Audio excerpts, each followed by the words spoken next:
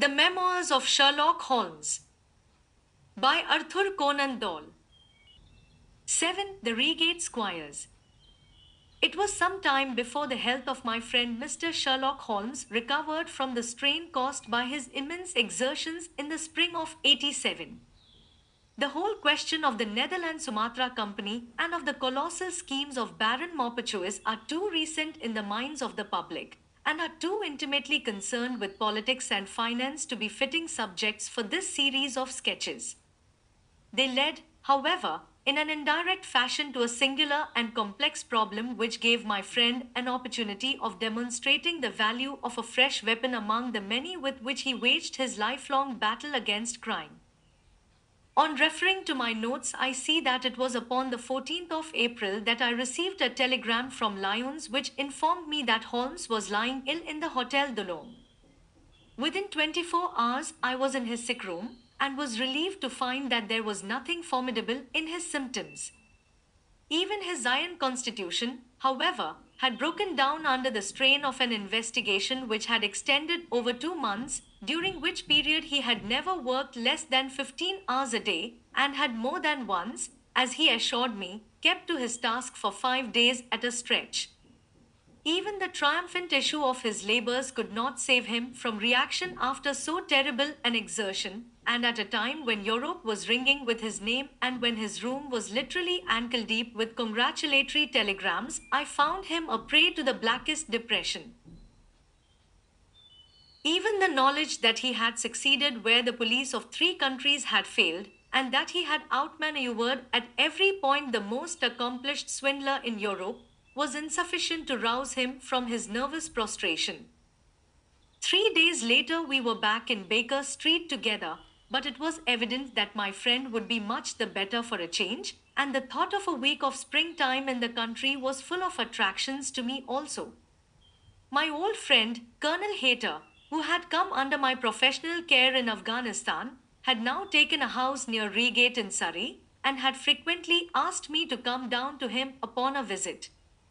On the last occasion, he had remarked that if my friend would only come with me, he would be glad to extend his hospitality to him also. A little diplomacy was needed, but when Holmes understood that the establishment was a bachelor one, and that he would be allowed the fullest freedom, he fell in with my plans, and a week after our return from Lyons, we were under the colonel's roof. Hayter was a fine old soldier who had seen much of the world, and he soon found, as I had expected, that Holmes and he had much in common. On the evening of our arrival, we were sitting in the colonel's gun-room after dinner, Holmes stretched upon the sofa, while Hayter and I looked over his little armory of firearms. "By the way," said he suddenly, "I think I'll take one of these pistols upstairs with me in case we have an alarm." "An alarm?" said I. "Yes. We've had a scare in this part lately. Old Acton, who is one of our county magnates, had his house broken into last Monday.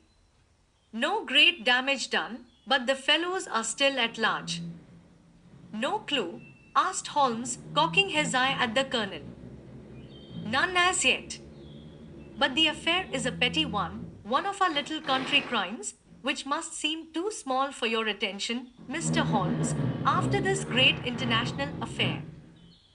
Holmes waved away the compliment, though his smile showed that it had pleased him. "Was there any feature of interest?"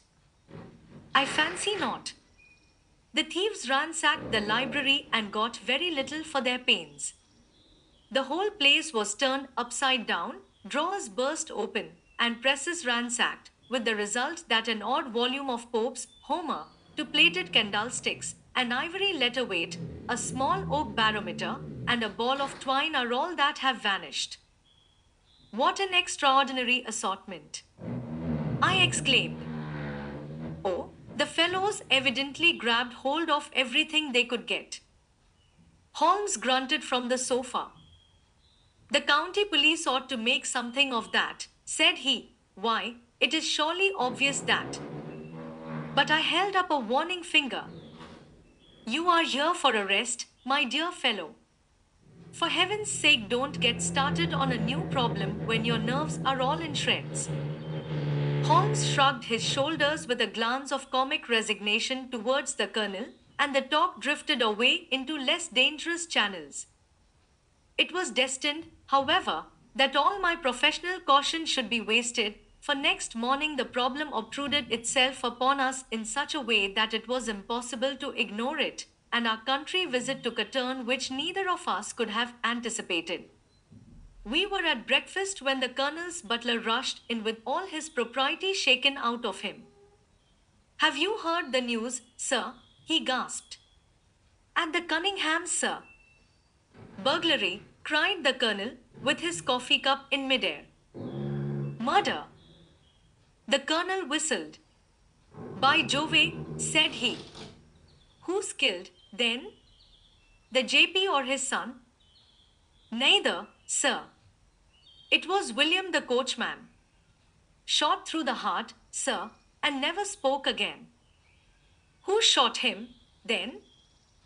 "The burglar, sir. He was off like a shot and got clean away. He'd just broken at the pantry window when William came on him and met his end in saving his master's property." "What time?" "It was last night, sir, somewhere about 12. "Ah, then, we'll step over afterwards," said the colonel, coolly settling down to his breakfast again. "It's a baddish business," he added when the butler had gone. "He's a leading man about here, is old Cunningham, and a very decent fellow too. He'll be cut up over this, for the man has been in his service for years and was a good servant. It's evidently the same villains who broke into Acton's and stole that very singular collection," said Holmes, thoughtfully. "Precisely. Hum. It may prove the simplest matter in the world, but all the same at first glance this is just a little curious, is it not? A gang of burglars acting in the country might be expected to vary the scene of their operations and not to crack to cribs in the same district within a few days. When you spoke last night of taking precautions, I remember that it passed through my mind that this was probably the last parish in England to which the thief or thieves would be likely to turn their attention, which shows that I have still much to learn." "I fancy it's some local practitioner," said the colonel. "In that case, of course, Acton's and Cunningham's are just the places he would go for, since they are far the largest about here." "And richest." "Well, they ought to be, but they've had a lawsuit for some years which has sucked the blood out of both of them, I fancy. Old Acton has some claim on half Cunningham's estate, and the lawyers have been at it with both hands. If it's a local villain, there should not be much difficulty in running him down," said Holmes with a yawn. "All right, Watson, I don't intend to meddle." "Inspector Forrester, sir," said the butler, throwing open the door. The official, a smart, keen-faced young fellow, stepped into the room. "Good morning, Colonel," said he. "I hope I don't intrude, but we hear that Mr. Holmes of Baker Street is here." The colonel waved his hand towards my friend, and the inspector bowed. "We thought that perhaps you would care to step across, Mr. Holmes." "The fates are against you, Watson," said he, laughing. "We were chatting about the matter when you came in, Inspector. Perhaps you can let us have a few details." As he leaned back in his chair in the familiar attitude, I knew that the case was hopeless. We had no clue in the Acton affair. But here we have plenty to go on, and there's no doubt it is the same party in each case. The man was seen. "Oh, yes, sir. But he was off like a deer after the shot that killed poor William Kirwan was fired. Mr. Cunningham saw him from the bedroom window, and Mr. Alec Cunningham saw him from the back passage. It was 11:45 when the alarm broke out. Mr. Cunningham had just got into bed, and Mr. Alec was smoking a pipe in his dressing gown. They both heard William the coachman calling for help, and Mr. Alec ran down to see what was the matter. The back door was open, and as he came to the foot of the stairs, he saw two men wrestling together outside. One of them fired a shot, the other dropped, and the murderer rushed across the garden and over the hedge. Mr. Cunningham, looking out of his bedroom, saw the fellow as he gained the road, but lost sight of him at once. Mr. Alec stopped to see if he could help the dying man, and so the villain got clean away. Beyond the fact that he was a middle-sized man and dressed in some dark stuff, we have no personal clue, but we are making energetic inquiries, and if he is a stranger, we shall soon find him out.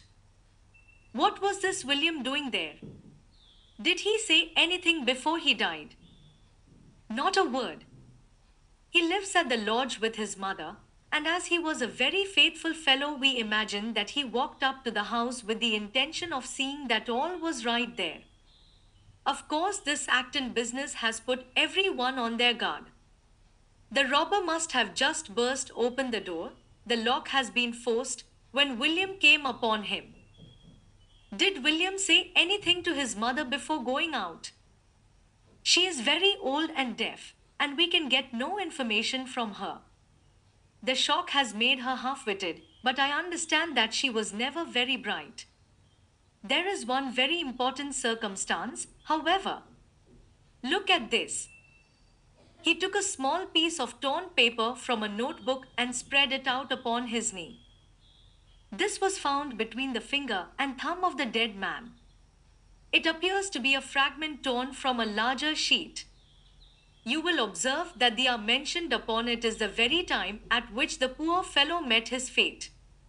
You see that his murderer might have torn the rest of the sheet from him, or he might have taken this fragment from the murderer. It reads almost as though it were an appointment. Holmes took up the scrap of paper, a facsimile of which is here reproduced.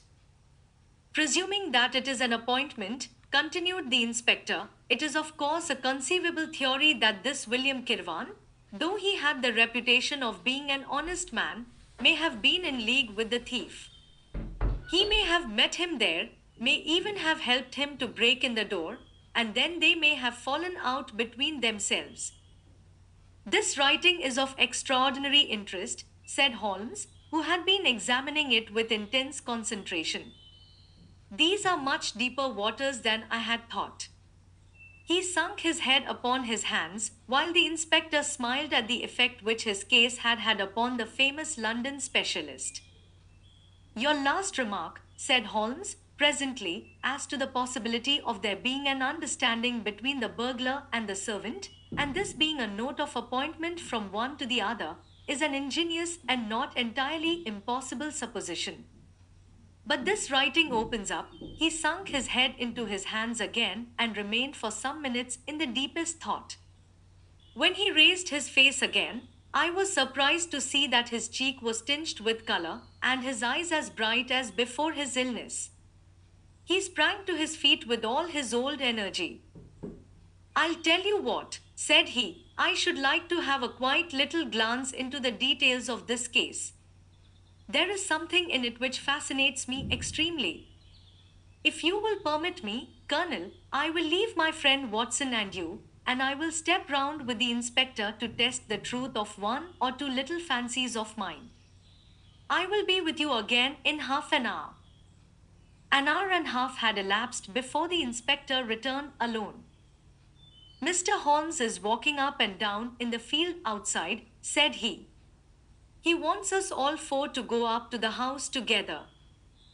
To Mr. Cunningham's? Yes, sir. What for? The inspector shrugged his shoulders. I don't quite know, sir. Between ourselves, I think Mr. Holmes had not quite got over his illness yet.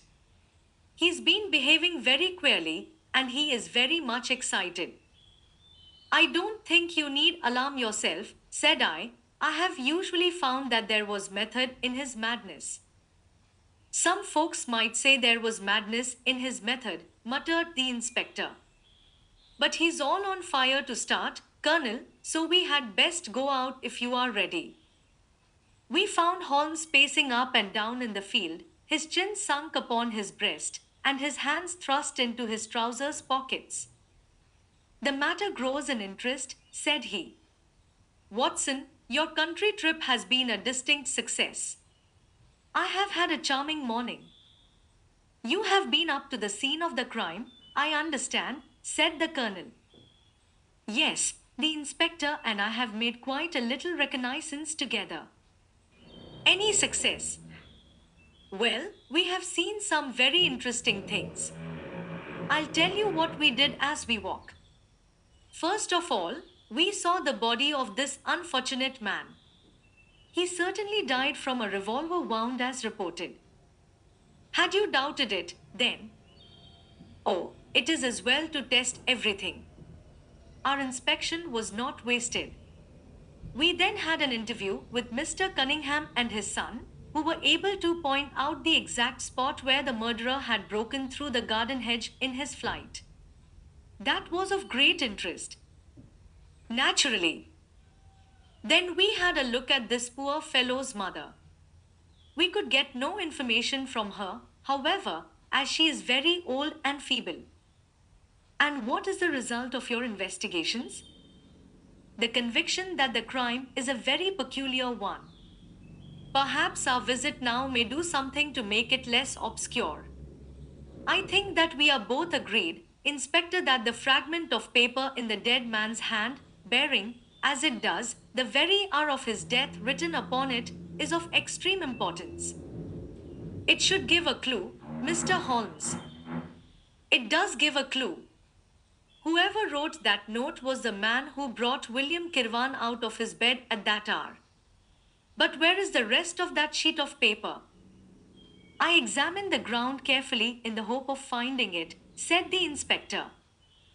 It was torn out of the dead man's hand. Why was someone so anxious to get possession of it? Because it incriminated him. And what would he do with it? Thrust it into his pocket, most likely, never noticing that a corner of it had been left in the grip of the corpse. If we could get the rest of that sheet, it is obvious that we should have gone a long way towards solving the mystery. Yes, but how can we get at the criminal's pocket before we catch the criminal? Well, it was worth thinking over. Then there is another obvious point. The note was sent to William. The man who wrote it could not have taken it, otherwise, of course, he might have delivered his own message by word of mouth. Who brought the note, then? Or did it come through the post? I have made inquiries, said the inspector. William received a letter by the afternoon post yesterday. The envelope was destroyed by him. Excellent, cried Holmes, clapping the inspector on the back. You've seen the postman. It is a pleasure to work with you. Well, here is the lodge, and if you will come up, Colonel, I will show you the scene of the crime. We passed the pretty cottage where the murdered man had lived, and walked up an oak-lined avenue to the fine old Queen Anne house, which bears the date of Malplaquet upon the lintel of the door. Holmes and the inspector led us round it until we came to the side gate, which is separated by a stretch of garden from the hedge which lines the road. A constable was standing at the kitchen door. Throw the door open, officer, said Holmes. Now, it was on those stairs that young Mr. Cunningham stood and saw the two men struggling just where we are. Old Mr. Cunningham was at that window, the second on the left, and he saw the fellow get away just to the left of that bush. Then Mr. Alec ran out and knelt beside the wounded man. The ground is very hard, you see, and there are no marks to guide us. As he spoke, two men came down the garden path from round the angle of the house. The one was an elderly man with a strong, deep-lined, heavy-eyed face, and the other a dashing young fellow whose bright, smiling expression and showy dress were in strange contrast with the business which had brought us there. Still at it, then, said he to Holmes. I thought you Londoners were never at fault. You don't seem to be so very quick, after all. Ah, You must give us a little time, said Holmes good humoredly. You'll want it, said young Alec Cunningham. Why, I don't see that we have any clue at all. There's only one, answered the inspector. We thought that if we could only find, good heavens, Mr. Holmes. What is the matter? My poor friend's face had suddenly assumed the most dreadful expression. His eyes rolled upwards, his features writhed in agony, and with a suppressed groan he dropped on his face upon the ground. Horrified at the suddenness and severity of the attack, we carried him into the kitchen, where he lay back in a large chair and breathed heavily for some minutes. Finally, with a shamefaced apology for his weakness, he rose once more. Watson would tell you that I have only just recovered from a severe illness, he explained. I am liable to these sudden nervous attacks. Shall I send you home in my trap? Asked old Cunningham. Well, since I am here, there is one point on which I should like to feel sure. We can very easily verify it. What was it? Well, it seems to me that it is just possible that the arrival of this poor fellow William was not before, but after, the entrance of the burglar into the house. You appear to take it for granted that, although the door was forced, the robber never got in. I fancy that is quite obvious, said Mr. Cunningham, gravely. Why, my son Alec had not yet gone to bed, and he would certainly have heard any one moving about. Where was he sitting? I was smoking in my dressing room. Which window is that? The last on the left next my father's. Both of your lamps were lit, of course. Undoubtedly. There are some very singular points here, said Holmes, smiling. Is it not extraordinary that a burglar, and a burglar who had had some previous experience, should deliberately break into a house at a time when he could see from the lights that two of the family were still afoot? He must have been a cool hand. Well, of course, if the case were not an odd one, we should not have been driven to ask you for an explanation, said young Mr. Alec. But as to your ideas that the man had robbed the house before William tackled him, I think it a most absurd notion. Wouldn't we have found the place disarranged and missed the things which he had taken? It depends on what the things were, said Holmes. You must remember that we are dealing with a burglar who is a very peculiar fellow and who appears to work on lines of his own. Look, for example, at the queer lot of things which he took from Acton's. What was it? A ball of string, a letter weight, and I don't know what other odds and ends. Well, we are quite in your hands, Mr. Holmes, said old Cunningham. Anything which you or the inspector may suggest will most certainly be done. In the first place, said Holmes, I should like you to offer a reward, coming from yourself, for the officials may take a little time before they would agree upon the sum, and these things cannot be done too promptly. I have jotted down the form here, if you would not mind signing it. £50 was quite enough, I thought. I would willingly give 500, said the JP, taking the slip of paper and the pencil which Holmes handed to him. This is not quite correct, however, he added, glancing over the document. I wrote it rather hurriedly. You see, you begin, whereas, at about 1:45 on Tuesday morning an attempt was made, and so on. It was at 11:45, as a matter of fact. I was pained at the mistake, for I knew how keenly Holmes would feel any slip of the kind. It was his specialty to be accurate as to fact, but his recent illness had shaken him, and this one little incident was enough to show me that he was still far from being himself. He was obviously embarrassed for an instant, while the inspector raised his eyebrows, and Alec Cunningham burst into a laugh. The old gentleman corrected the mistake, however, and handed the paper back to Holmes. Get it printed as soon as possible, he said. I think your idea is an excellent one. Holmes put the slip of paper carefully away into his pocketbook. And now, said he, it really would be a good thing that we should all go over the house together and make certain that this rather erratic burglar did not, after all, carry anything away with him. Before entering, Holmes made an examination of the door which had been forced. It was evident that a chisel or strong knife had been thrust in, and the lock forced back with it. We could see the marks in the wood where it had been pushed in. You don't use bars, then? He asked. We have never found it necessary. You don't keep a dog? Yes, but he is chained on the other side of the house. When do the servants go to bed? About 10. I understand that William was usually in bed also at that hour. Yes. It is singular that on this particular night he should have been up. Now, I should be very glad if you would have the kindness to show us over the house, Mr. Cunningham. A stone-flagged passage, with the kitchens branching away from it, led by a wooden staircase directly to the first floor of the house.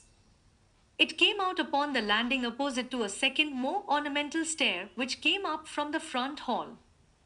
Out of this landing opened the drawing room and several bedrooms, including those of Mr. Cunningham and his son. Holmes walked slowly, taking keen note of the architecture of the house. I could tell from his expression that he was on a hot scent, and yet I could not in the least imagine in what direction his inferences were leading him. My good sir, said Mr. Cunningham with some impatience, this is surely very unnecessary. That is my room at the end of the stairs, and my son's is the one beyond it. I leave it to your judgment whether it was possible for the thief to have come up here without disturbing us. You must try round and get on a fresh scent, I fancy, said the son with a rather malicious smile.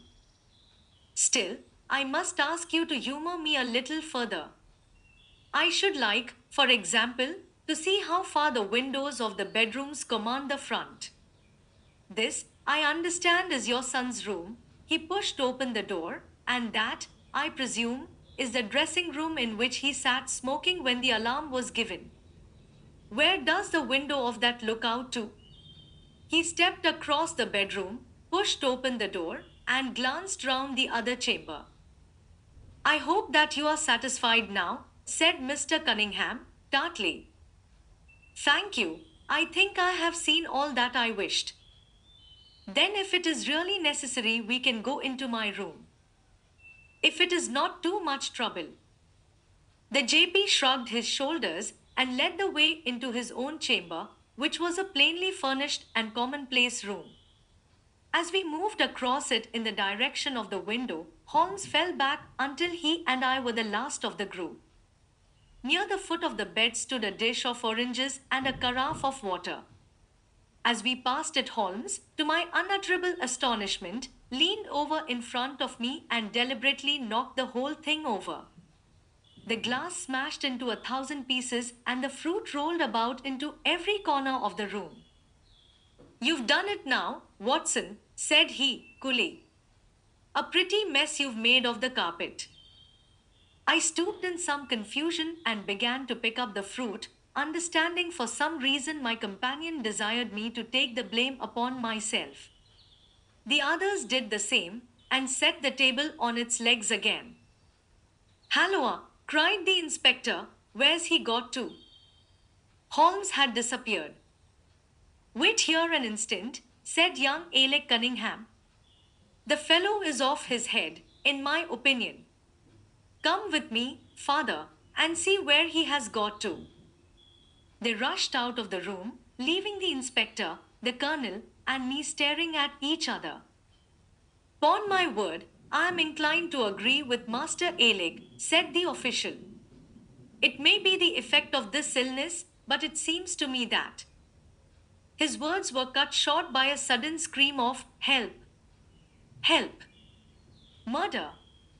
With a thrill, I recognized the voice of that of my friend.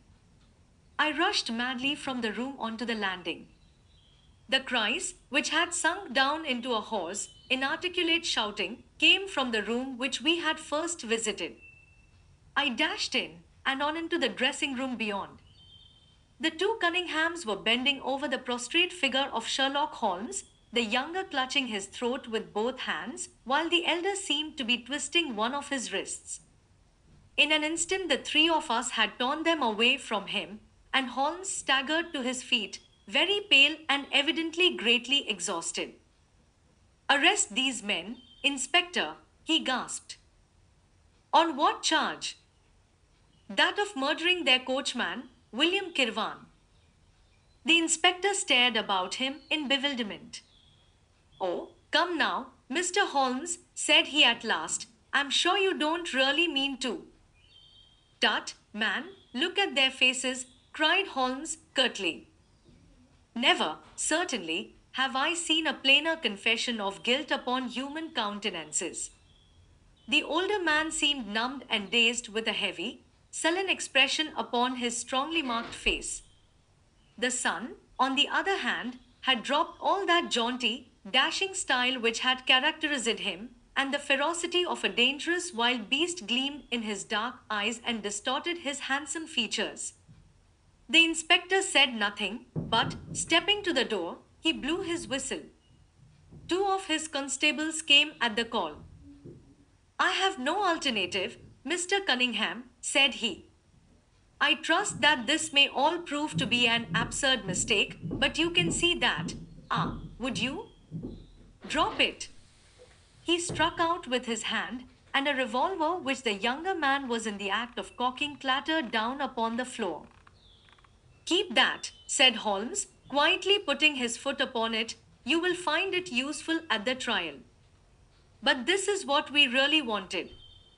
He held up a little crumpled piece of paper. The remainder of the sheet, cried the inspector. Precisely. And where was it? Where I was sure it must be. I'll make the whole matter clear to you presently. I think, Colonel, that you and Watson might return now, and I will be with you again in an hour at the furthest. The inspector and I must have a word with the prisoners, but you will certainly see me back at luncheon time. Sherlock Holmes was as good as his word, for about 1 o'clock he rejoined us in the colonel's smoking room. He was accompanied by a little elderly gentleman, who was introduced to me as the Mr. Acton whose house had been the scene of the original burglary. I wished Mr. Acton to be present while I demonstrated this small matter to you, said Holmes, for it is natural that he should take a keen interest in the details. I am afraid, my dear Colonel, that you must regret the hour that you took in such a stormy petrel as I am. On the contrary, answered the Colonel, warmly, I consider it the greatest privilege to have been permitted to study your methods of working. I confess that they quite surpass my expectations, and that I am utterly unable to account for your result. I have not yet seen the vestige of a clue. I am afraid that my explanation may disillusionize you, but it has always been my habit to hide none of my methods, either from my friend Watson or from anyone who might take an intelligent interest in them. But, first, as I am rather shaken by the knocking about which I had in the dressing room, I think that I shall help myself to a dash of your brandy, Colonel. My strength has been rather tried of late. I trust that you had no more of those nervous attacks. Sherlock Holmes laughed heartily. We will come to that in its turn, said he. I will lay an account of the case before you in its due order, showing you the various points which guided me in my decision. Pray interrupt me if there is any inference which is not perfectly clear to you. It is of the highest importance in the art of detection to be able to recognize, out of a number of facts, which are incidental and which vital. Otherwise, your energy and attention must be dissipated instead of being concentrated. Now, in this case, there was not the slightest doubt in my mind from the first that the key of the whole matter must be looked for in the scrap of paper in the dead man's hand. Before going into this, I would draw your attention to the fact that, If Alec Cunningham's narrative was correct, and if the assailant, after shooting William Kirwan, had instantly fled, then it obviously could not be he who tore the paper from the dead man's hand. But if it was not he, it must have been Alec Cunningham himself, for by the time that the old man had descended, several servants were upon the scene. The point is a simple one, but the inspector had overlooked it because he had started with the supposition that these county magnates had had nothing to do with the matter.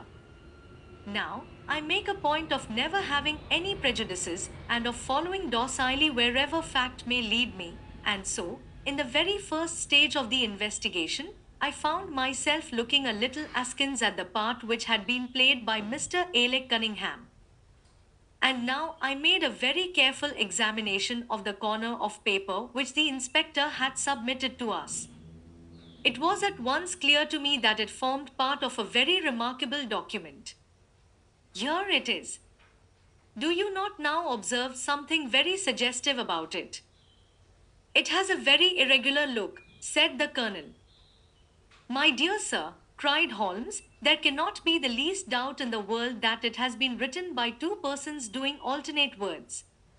When I draw your attention to the strong TS of at and to, and ask you to compare them with the weak ones of quarter and 12, you will instantly recognize the fact.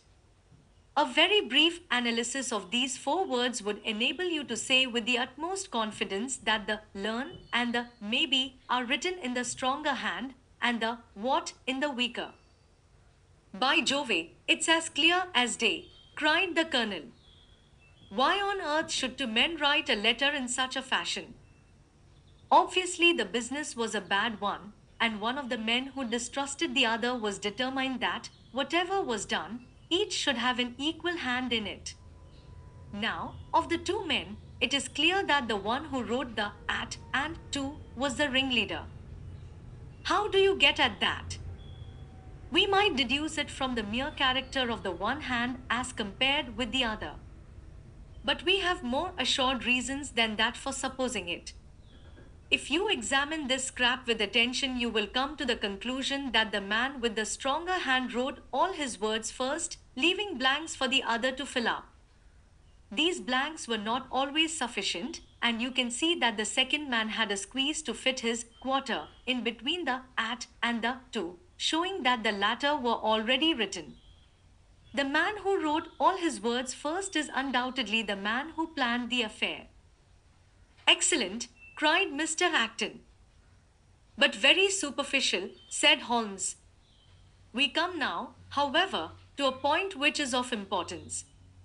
You may not be aware that the deduction of a man's age from his writing is one which has been brought to considerable accuracy by experts. In normal cases, one can place a man in his true decade with tolerable confidence. I say normal cases because ill health and physical weakness reproduce the signs of old age even when the invalid is a youth. In this case, looking at the bold, strong hand of the one and the rather broken-backed appearance of the other, which still retains its legibility although the TS have begun to lose their crossing, we can say that the one was a young man and the other was advanced in years without being positively decrepit. Excellent, cried Mr. Acton again. There is a further point, however, which is subtler and of greater interest. There is something in common between these hands. They belong to men who are blood relatives. It may be most obvious to you in the Greek es, but to me there are many small points which indicate the same thing. I have no doubt at all that a family mannerism can be traced in these two specimens of writing. I am only, of course, giving you the leading results now of my examination of the paper. There were 23 other deductions which would be of more interest to experts than to you. They all tend to deepen the impression upon my mind that the Cunninghams, father and son, had written this letter. Having got so far, my next step was, of course, to examine into the details of the crime and to see how far they would help us. I went up to the house with the inspector and saw all that was to be seen. The wound upon the dead man was, as I was able to determine with absolute confidence, fired from a revolver at the distance of something over 4 yards. There was no powder blackening on the clothes. Evidently, therefore, Alec Cunningham had lied when he said that the two men were struggling when the shot was fired. Again, both father and son agreed as to the place where the man escaped into the road. At that point, however, as it happens, there is a broadish ditch, moist at the bottom. As there were no indications of boot marks about this ditch, I was absolutely sure not only that the Cunninghams had again lied, but that there had never been any unknown man upon the scene at all. And now I have to consider the motive of this singular crime. To get at this, I endeavored first of all to solve the reason of the original burglary at Mr. Acton's. I understood, from something which the colonel told us, that a lawsuit had been going on between you, Mr. Acton, and the Cunninghams. Of course, it instantly occurred to me that they had broken into your library with the intention of getting at some document which might be of importance in the case. Precisely so, said Mr. Acton. There can be no possible doubt as to their intentions. I have the clearest claim upon half of their present estate, and if they could have found a single paper, which, fortunately, was in the strong box of my solicitors, they would undoubtedly have crippled our case. There you are, said Holmes, smiling. It was a dangerous, reckless attempt, in which I seemed to trace the influence of young Alec. Having found nothing, they tried to divert suspicion by making it appear to be an ordinary burglary, to which end they carried off whatever they could lay their hands upon. That is all clear enough, but there was much that was still obscure. What I wanted above all was to get the missing part of that note. I was certain that Alec had torn it out of the dead man's hand, and almost certain that he must have thrust it into the pocket of his dressing gown. Where else could he have put it? The only question was whether it was still there. It was worth an effort to find out, and for that object we all went up to the house. The Cunninghams joined us, as you doubtless remember, outside the kitchen door. It was, of course, of the very first importance that they should not be reminded of the existence of this paper, otherwise they would naturally destroy it without delay. The inspector was about to tell them the importance which we attached to it when, by the luckiest chance in the world, I tumbled down in a sort of fit and so changed the conversation. Good heavens, cried the colonel, laughing, do you mean to say all our sympathy was wasted and your fit an imposture? Speaking professionally, it was admirably done, cried I, looking in amazement at this man who was forever confounding me with some new phase of his astuteness. It is an art which is often useful, said he. When I recovered, I managed, by a device which had perhaps some little merit of ingenuity, to get old Cunningham to write the word 12, so that I might compare it with the 12 upon the paper.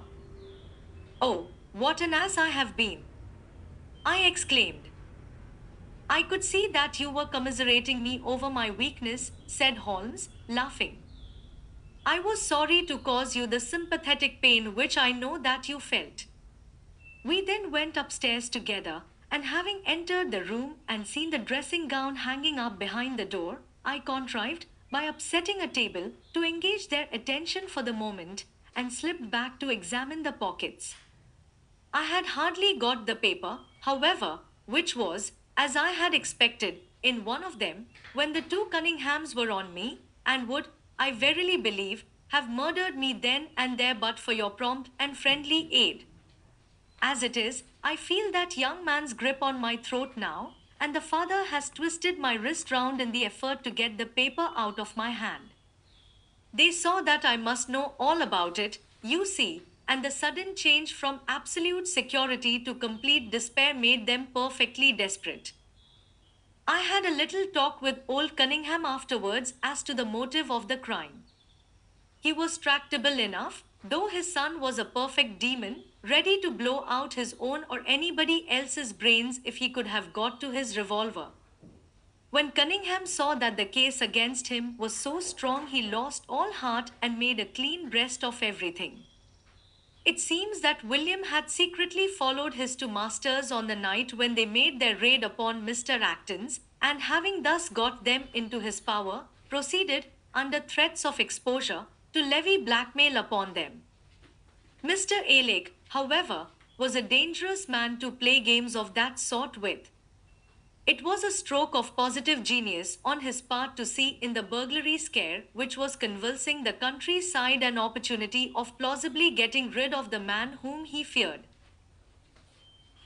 William was decoyed up and shot, and had they only got the whole of the note and paid a little more attention to detail in the accessories, it is very possible that suspicion might never have been aroused. And the note? I asked. Sherlock Holmes placed the subjoined paper before us. If you will only come round at 11:45 to the East Gate, you will learn what will very much surprise you and maybe be of the greatest service to you and also to Annie Morrison. But say nothing to anyone upon the matter. It is very much the sort of thing that I expected, said he. Of course, we do not yet know what the relations may have been between Alec Cunningham, William Kirwan, and Annie Morrison. The result shows that the trap was skillfully baited. I am sure that you cannot fail to be delighted with the traces of heredity shown in the PS and in the tales of the GS. The absence of the I dots in the old man's writing is also most characteristic. Watson, I think our quiet rest in the country has been a distinct success, and I shall certainly return much invigorated to Baker Street tomorrow.